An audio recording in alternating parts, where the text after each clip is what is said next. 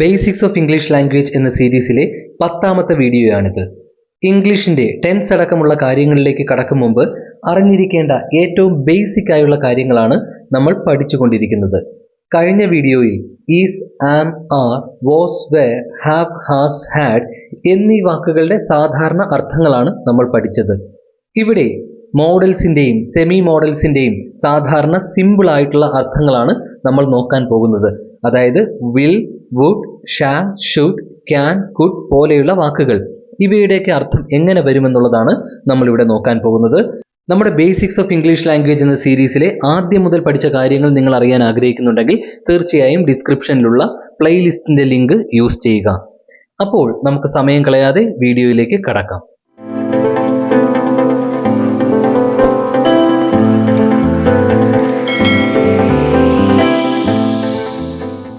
ആദ്യം നമുക്ക് മോഡൽസ് അഥവാ മോഡൽ ഓക്സിലിയറി വെർബ്സിന്റെ അർത്ഥം നോക്കാം. മോഡൽസ് എന്ന് പറയുമ്പോൾ will, would, shall, should, can, could, may, might, must എന്നിവയാണ്. ഇവയുടെ സിമ്പിൾ ആയിട്ടുള്ള അർത്ഥങ്ങളാണ് നമ്മളിവിടെ നോക്കുന്നത്. ഡീറ്റെയിൽ ആയി ടെൻസുകളൊക്കെ പഠിച്ചതിന് ശേഷം മനസ്സിലാക്കാം. ആദ്യം വിൽ നോക്കാം. ഒരു കാര്യം ചെയ്യും എന്ന് പറയാനാണ് സാധാരണ വിൽ ഉപയോഗിക്കുന്നത്. He will call, അവൻ വിളിക്കും. They will come, അവർ വരും. ഇങ്ങനെയൊക്കെ വരും സാധാരണ അർത്ഥം. ഞാൻ, ഞങ്ങൾ എന്നിവയുടെ കൂടെ ഒരു കാര്യം ചെയ്യാം എന്ന രീതിയിലും will ഉപയോഗിക്കാറുണ്ട്. I will tell him, ഞാൻ അവനോട് പറയാം. നേരത്തെ പറഞ്ഞതുപോലെ ഞാൻ അവനോട് പറയും എന്ന രീതിയിലും അർത്ഥമെടുക്കാം. മറ്റൊരു സെന്റൻസ് നോക്കാം. We will come, ഞങ്ങൾ വരാം. ഞങ്ങൾ വരും എന്നും നമുക്ക് അർത്ഥം പറയാം. ഇനി അടുത്തത് നോക്കാം. വുഡ്. വില്ലിന്റെ പാസ്റ്റായി ഉപയോഗിക്കുന്ന വാക്കാണ് വുഡ്. റിപ്പോർട്ടഡ് സ്പീച്ചും ഇഫ് ക്ലോസും ഒക്കെ പഠിക്കുമ്പോഴാണ് കൂടുതലായി വുഡ് കണ്ടുവരുന്നത്. നമുക്കിവിടെ സിമ്പിൾ ആയിട്ടുള്ള അർത്ഥം നോക്കാം. സാധാരണയായി ഒരു കാര്യം ചെയ്യുമായിരുന്നു എന്ന് പറയാനാണ് വുഡ് ഉപയോഗിക്കുന്നത്. He would call, അവൻ വിളിക്കുമായിരുന്നു. They would come, അവർ വരുമായിരുന്നു. I would study, ഞാൻ പഠിക്കുമായിരുന്നു. ഇങ്ങനെയൊക്കെ പറയാം. ഇനി അടുത്തത് ഷാൽ. വില്ലിന് പകരം അതേ അർത്ഥത്തിൽ ഐ, വി എന്നിവയുടെ കൂടെ ചേർക്കുന്നതാണ് shall. Example, I shall help you, ഞാൻ നിന്നെ സഹായിക്കാം. അല്ലെങ്കിൽ ഞാൻ നിന്നെ സഹായിക്കും. We shall meet them, ഞങ്ങൾ അവരെ കാണാം. അല്ലെങ്കിൽ ഞങ്ങൾ അവരെ കാണും. I shall win, ഞാൻ ജയിക്കും. ഇങ്ങനെയൊക്കെ നമുക്ക് അർത്ഥം പറയാം. ഇനി ഷുഡ് നോക്കാം. ഷാലിന്റെ പാസ്റ്റായി ഉപയോഗിക്കുന്ന വാക്കാണ് ഷുഡ്. എന്നാൽ അതിന്റെ ഡീറ്റെയിൽസ് നമുക്ക് പിന്നീട് പഠിക്കാം. ഇവിടെ നമ്മൾ നോക്കുന്നത് ഒരു കാര്യം ചെയ്യണം എന്ന അർത്ഥത്തിലാണ്. അതായത് യു ഷുഡ് സ്റ്റഡി, നീ പഠിക്കണം. He should read, അവൻ വായിക്കണം. I should do this, ഞാൻ ഇത് ചെയ്യണം. ഇങ്ങനെയൊക്കെ വരും അർത്ഥം. അടുത്തത് ക്യാൻ. ഒരു കാര്യം ചെയ്യാൻ കഴിയും, അല്ലെങ്കിൽ പറ്റും, അല്ലെങ്കിൽ സാധിക്കും എന്ന് പറയാനാണ് ക്യാൻ ഉപയോഗിക്കുന്നത്. I can win, എനിക്ക് ജയിക്കാൻ കഴിയും. You can study, നിനക്ക് പഠിക്കാൻ പറ്റും. They can do it, അവരെ കൊണ്ടത് ചെയ്യാൻ പറ്റും. ഇങ്ങനെയൊക്കെ വരും അതിന്റെ അർത്ഥം. ഇനി കുഡ് നോക്കാം. ക്യാനിന്റെ പാസ്റ്റ് ആണ് കുഡ്. കഴിഞ്ഞു, അല്ലെങ്കിൽ പറ്റി, അല്ലെങ്കിൽ സാധിച്ചു എന്നൊക്കെയാണ് ഇതിന്റെ സാധാരണ അർത്ഥം. I could do it, എനിക്കത് ചെയ്യാൻ കഴിഞ്ഞു.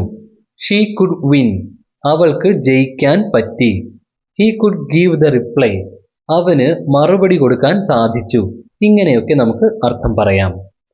ഇനി വരുന്നത് മേ ആണ്. അതിനുശേഷം മൈറ്റ് ആണ്. രണ്ടും ഏതാണ്ട് ഒരേ അർത്ഥം വരുന്ന വാക്കുകളാണ്. അതുകൊണ്ട് നമുക്കിവ ഒന്നിച്ചെടുക്കാം. ഒരു കാര്യം സംഭവിക്കാം, അല്ലെങ്കിൽ സംഭവിക്കാൻ ചാൻസ് ഉണ്ട് എന്നൊക്കെ കാണിക്കാനാണ് മേയും മൈറ്റും സാധാരണ ഉപയോഗിക്കുന്നത്. നമുക്ക് എക്സാമ്പിൾ നോക്കാം. He may pass the exam, അവൻ പരീക്ഷയ്ക്ക് ജയിച്ചേക്കാം. He might pass the exam, അവൻ പരീക്ഷയ്ക്ക് ജയിക്കുമായിരിക്കാം. ഏതാണ്ട് ഒരേപോലെ തന്നെ അർത്ഥം വരും. മേയേക്കാളും ഒരല്പം കൂടി ചാൻസ് കുറവാണ് മൈറ്റിന് എന്ന രീതിയിലാണ് സാധാരണ ഇംഗ്ലീഷുകാർ പറയുന്നത്. ഷീ മേ കോൾ, അവൾ വിളിക്കാം. ഷീ മൈറ്റ് കോൾ, അവൾ വിളിക്കുമായിരിക്കാം. ഈ രീതിയിലൊക്കെ നമുക്ക് അർത്ഥം പറയാം.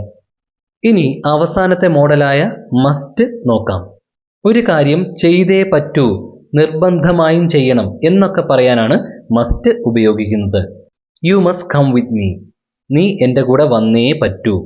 ഷീ മസ്റ്റ് കോൾ ഹിം, അവൾ അവനെ വിളിച്ചേ പറ്റൂ. They must take the exam, അവർ പരീക്ഷ എഴുതിയേ പറ്റൂ. ഇങ്ങനെയൊക്കെയാണ് മസ്റ്റിൻ്റെ അർത്ഥം വരുന്നത്. അപ്പോൾ ഇത്രയുമാണ് മോഡൽസ്. ഇനി നമുക്ക് സെമി മോഡൽസ് നോക്കാം. Need, dare, ought to, used to എന്നിവയാണ് സെമി മോഡൽസ്. നീഡും ഡെയറും മോഡൽസ് പോലെയും അല്ലാതെ മെയിൻ വെർബ് പോലെയും ഉപയോഗിക്കാറുണ്ട്. മെയിൻ വെർബായി യൂസ് ചെയ്യുമ്പോൾ നീഡിൻ്റെയും ഡെയറിൻ്റെയും കൂടെ ടു ചേർക്കും. അതിൻ്റെ ഡീറ്റെയിൽസ് നമുക്ക് വേറെ നോക്കാം. ഇവിടെ അർത്ഥത്തിലേക്ക് വരാം. ഒരു കാര്യം ചെയ്യേണ്ട ആവശ്യമുണ്ട് എന്ന് പറയാനാണ് നീഡ് ഉപയോഗിക്കുന്നത്. ഐ നീഡ് ഗോ, എനിക്ക് പോകേണ്ട ആവശ്യമുണ്ട്. ദേ നീഡ് കോൾ ഹിം, അവർക്ക് അവനെ വിളിക്കേണ്ട ആവശ്യമുണ്ട്. നമ്മൾ നേരത്തെ പറഞ്ഞതുപോലെ ഇവിടെ നമുക്ക് ടു ചേർത്ത് I need to go, they need to call him എന്നിങ്ങനെയും പറയാം. ഇനി ഡെയർ നോക്കാം. എന്തെങ്കിലും ചെയ്യാൻ ധൈര്യപ്പെടുക എന്നാണ് സാധാരണ ഇതിൻ്റെ അർത്ഥം. ഐ ഡെയർ ഗോ ദെയർ, എനിക്കവിടെ പോകാൻ ധൈര്യമുണ്ട്, അല്ലെങ്കിൽ ഞാൻ അവിടെ പോകാൻ ധൈര്യപ്പെടുന്നു. She dare take your phone, അവൾക്ക് നിന്റെ ഫോൺ എടുക്കാൻ ധൈര്യമുണ്ട്. ഇങ്ങനെയൊക്കെ വരും അർത്ഥം. ഇനി ought to ആണ്. ഷുഡ് പോലെ തന്നെ ഒരു കാര്യം ചെയ്യണം എന്ന് പറയാനാണ് ought to ഉപയോഗിക്കുന്നത്. You ought to behave well, നീ നന്നായി പെരുമാറണം. We ought to work harder, നമ്മൾ കൂടുതൽ കഠിനമായി അധ്വാനിക്കണം. The teacher ought to know, teacher അറിയണം. ഇങ്ങനെയൊക്കെ വരും അർത്ഥം. ഇനി അവസാനത്തെ സെമി മോഡൽ യൂസ്ഡ് ടു. ഒരു കാര്യം ചെയ്യാറുണ്ടായിരുന്നു എന്ന് പറയാനാണ് യൂസ്ഡ് ടു ഉപയോഗിക്കുന്നത്. I used to play cricket, ഞാൻ ക്രിക്കറ്റ് കളിക്കാറുണ്ടായിരുന്നു. We used to meet here, ഞങ്ങൾ ഇവിടെ വെച്ചാണ് കാണാറുണ്ടായിരുന്നത്. ദേ യൂസ്ഡ് ടു ക്വാറൽ, അവർ വഴക്കിടാറുണ്ടായിരുന്നു. ഇങ്ങനെയൊക്കെയാണ് യൂസ്ഡ് ടു ചേർക്കുമ്പോൾ അർത്ഥം വരിക. അപ്പോൾ നമുക്ക് കൺക്ലൂഡ് ചെയ്യാൻ സമയമായി. മോഡൽസ്, സെമി മോഡൽസ് എന്നിവയുടെ സാധാരണ അർത്ഥങ്ങളാണ് നമ്മളിവിടെ പഠിച്ചത്. ഈ വീഡിയോ നിങ്ങൾക്ക് പ്രയോജനകരമാണെങ്കിൽ തീർച്ചയായും ലൈക്ക് ചെയ്യുക. ഒപ്പം നിങ്ങളുടെ സുഹൃത്തുക്കൾക്ക് കൂടി ഷെയർ ചെയ്യുക. തുടർന്നും ഇത്തരത്തിലുള്ള വീഡിയോസ് ലഭിക്കുന്നതിനായി നമ്മുടെ ചാനൽ സബ്സ്ക്രൈബ് ചെയ്യുക. താങ്ക്